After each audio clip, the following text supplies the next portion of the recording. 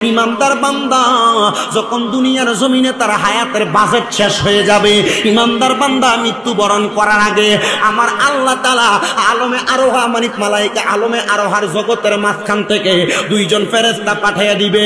ইমানদার বান্দার সামনে আসবে ওই দুইটা ফেরেশতা আইসা, একজন ফেরেশতা ইমানদার বান্দার নাকের ডগার মধ্যে বসবে গো, আরেকজন বান্দার আরেকজন আইসা বান্দার মাথার কাছে বসবে। ইমানদার বান্দার মাথার কাছে আইসা ওই ফেরেশতাটা মাথাটার মধ্যে হাতটা বুলিয়ে দিবে। ইমানদার বান্দা ঘুমায়া যাবে, ইমানদার বান্দা মরণের জন্য কোনো টের পাবে না। এবার আজরাইল বলবে, আল্লাহ ও দয়াল আল্লাহ, আপনার কাছে জানতে চাই, ইমানদার বান্দা তো ঘুমায়া যায়, ইমানদার বান্দা তো ঘুমন্ত, এখন কি ইমানদার বান্দার রূহ কবজ করব নাকি?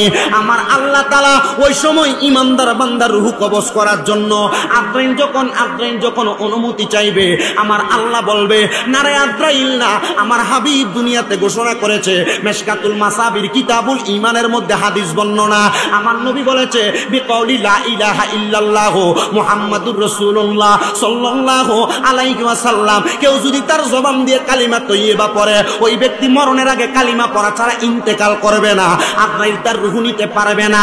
আজরাইল, ইমানদার বান্দা তো এখন ঘুমায় আছে, ইমানদার বান্দার রূহ তুমি কবজ করতে পারবে না।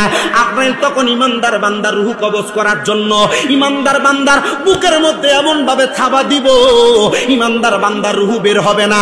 ওই সময় ইমানদারের বুকের জবান খুলে যাবে, ওই সময় আজরাইলের সঙ্গে বুকটা কথা বলবে।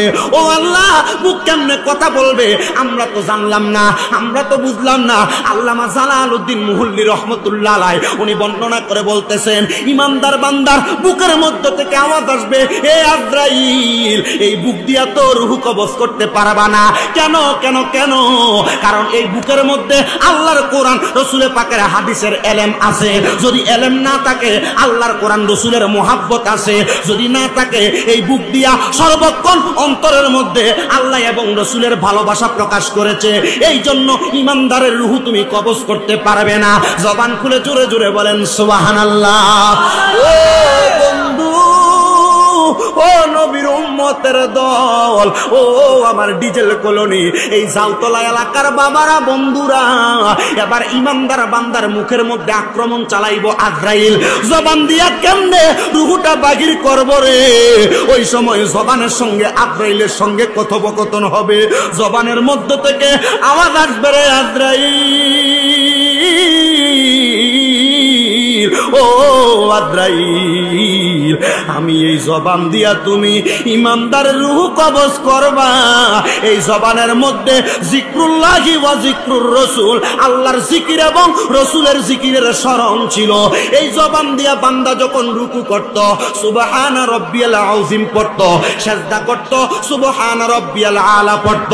যেই জবান দিয়া আমার আল্লাহ তাআলার প্রশংসা করছে, আল্লাহ তাআলার ওহদানিয়তের বর্ণনা দিছে, এই জবান দিয়া রূহ বাহির করতে পারবা না। এবার ইমানদার বান্দার মুখের মধ্যে একটা থাবা দেওয়া হবে, ইমানদার বান্দার মুখ দিয়া রূহ বাহির করা যাবে না।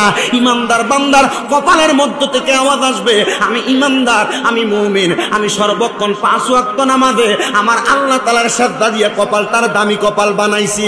ও বন্ধুরে, যদি নামাজ পড়ে কপালটার দামি বানাইতে পারেন, আজরাইল আপনার জবান দিয়া মুখ দিয়া রূহ কবজ করতে পারবে না।